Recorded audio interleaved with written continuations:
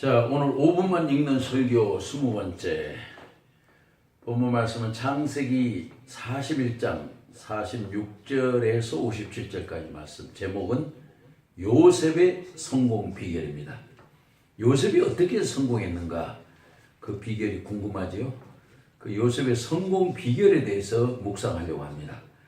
자, 창세기 41장에서 요셉이 애굽의 총리로 등용되는 극적인 장면이 소개되겠지요.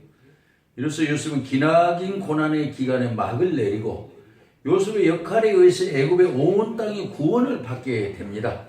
더 나아가 애굽의 땅만이 아니라 요셉 본토 고향이 이스라엘에 살고 있는 아버지 야곱의 가족들도 구원을 받는 하나님의 섭리가 이루어지게 됩니다. 자, 이 말씀을 배경으로 하면서 우리는 요셉의 성공 비결이라는 제목으로 묵상하고자 합니다. 요셉의 성공 비결, 무슨 뜻입니까? 먼저는 요셉이 고난을 믿음으로 승화시켰기 때문에 성공했다는 뜻입니다. 우리가 아는 대로 요셉은 17세까지는 아버지의 사랑을 받으며 예쁜 옷을 입고 호감에 귀엽게 자랐지요. 그러나 그는 이를 시기한 형들의 장사꾼에 팔려갔습니다. 애굽으로 팔려간 요셉은 보디말 장군 아내 유혹을 거절해서 감옥 사생활을 또 했지요. 그러자 요셉은 10년간 종노릇에 3년간 죄수로 살았습니다.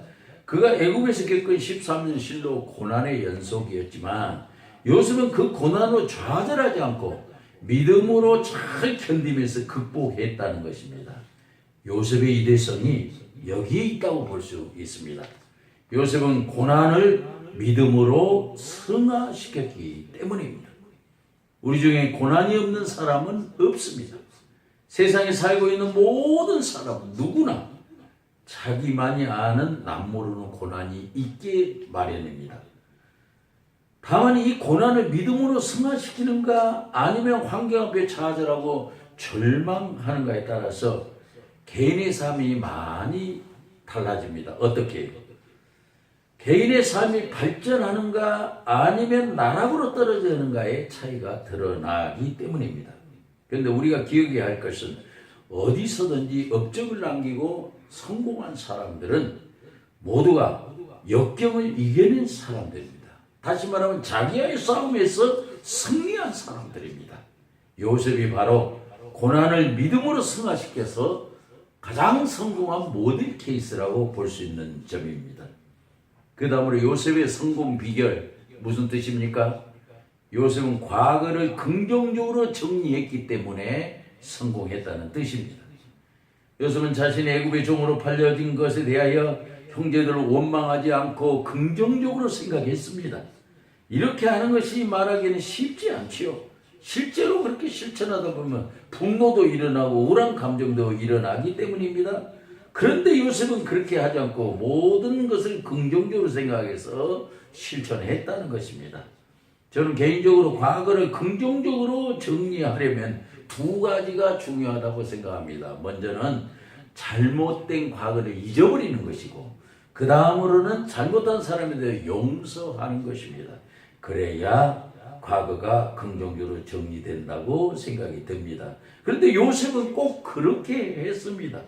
요셉의 형제의 잘못을 잊어버리는 것이 본문에 나오지요. 본문 15절에 요셉이 그 장자 이름을 므낫세라 하였으니 하나님이 나로 나의 모든 고난과 아비의 집을 잊어버리게 하였다 함이라. 자기는 그 억울하고 어려웠던 형제들의 그 복수 같은 심정을 안 갖기 위해서 첫 아들을 므낫세에게 잊어버리자고 이름을 새겼다는 겁니다. 우리의 격언에 은혜는 물에 새기고 원수는 돌에 새긴다는 말이 있죠. 자, 원수는 돌에 새긴다. 왜 그럴까요? 끝내 복수하겠다는 심정입니다. 그런데 요셉은 그 반대로 했다고 봐야 합니다. 어떻게 해요? 요셉은 은혜를 돌에 새기고 원수를 물에 흘려 보냈다는 것입니다. 그리고 요셉이 잘못한 사람을 용서한다는 사람 창세기 45장 5절에 나옵니다.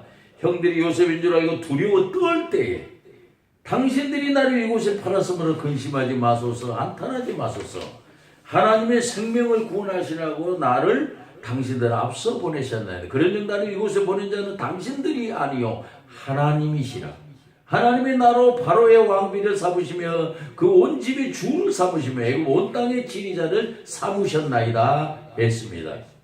요셉이 이렇게 믿음으로 실천하는 모습을 보면서 우리는 요셉의 과거를 긍정적으로 정리하는 모습을 보게 됩니다. 그러면 요셉에게 이것이 어떻게 가능했을까요? 어떻게 과거를 긍정적으로 정리할 수 있었을까요? 그래서 아마도 요셉이 자신을 애굽에다 팔았던 형들을 원수로 삼고 복수하려는 마음이 아니라 순전히 하나님의 뜻이라는 믿음으로 생각했기에 가능했다는 사실입니다. 그래서 진실한 믿음을 가진 사람은 누구나 잘못된 과거에 대하여 원망하는 마음을 가진 것이 아니라 기억하지 않고 용서한다는 것을 의미합니다. 그러니까 이거는 하나님의 뜻이라고 생각하는 사람이 이게 가능하게 되어 있다는 거예요. 그러니까 요셉처럼 모든 것이 하나님의 뜻이라고 생각하는 사람은 과거를 긍정적으로 정리하는 것이 가능하고 잘못한 사람을 용서하는 게 가능하다는 교훈이 되겠습니다. 마지막으로 요셉의 성공 비결 무슨 뜻입니까? 요셉은 미래를 대비하는 위기관리 능력을 가졌기 때문에 성공했다는 뜻입니다. 요셉은 총리가 된 후에 7년간의 풍년으로 앞으로 있을 7년의 흉년을 대비한 것으로 유명합니다. 7년의 풍년이 든 후에 여러 개의 창고를 짓고 애굽에 닥칠 흉년에 대비했다는 것입니다. 실로 요셉은 다가오는 풍년만 보고 흉년을 보지 못한 것이 아니라 앞으로 닥쳐올 흉년도 보았던 것입니다. 지금을 잘 지낸다고 해서 우리가 영원한 것도 아니지요. 지금 힘들다 해서 끝까지 힘든 것도 아닙니다. 다만 사람이 이익한 일을 당하고 나서 그 문제를 해결하려면 어려운 것이 사실입니다. 자칫하면 허둥대거나 당황하기 쉽기 때문이다. 그래서 이런 어려운 일이 있을 줄을 미리 알고 대비해야 합니다. 여기에 요셉은 위기관리 능력을 가졌다는 모습을 보게 되는 것이죠. 우리는 지금 박근혜 대통령의 최순실의 개입 때 그리고 유명 대통령 감금 때문에 나라가 많이 실망하고 있습니다. 이들은 국가를 경영하는 것이 개인을 위한 정치를 했기 때문에 온 나라가 몸살을 앓고 있는 것이지요. 이것은 개인적 통치로 인해서 정치 및 경제 총체적인 부실로 이어진 결과를 초래했기 때문입니다. 4차원의 혁명이 시작된 21세기에 우리는 전혀 거기에 대응하지 못하고 오히려 나라가 정치와 경제에 후퇴하고 말았다는 결과입니다. 미래를 대비하는 지도자의 위기관리 능력이 전혀 존재하지 않았다는 것입니다. 국가나 회사 그리고 가정이나 개인에게도 위기가 있게 마련입니다. 이런 점에서 위기관리 능력은 지도자의 필수적인 자질이요 덕목이라고 할 수 있는 것입니다. 요셉의 훌륭한 지도는 바로 위기관리 능력이 있었다는 것이 빛나고 있습니다.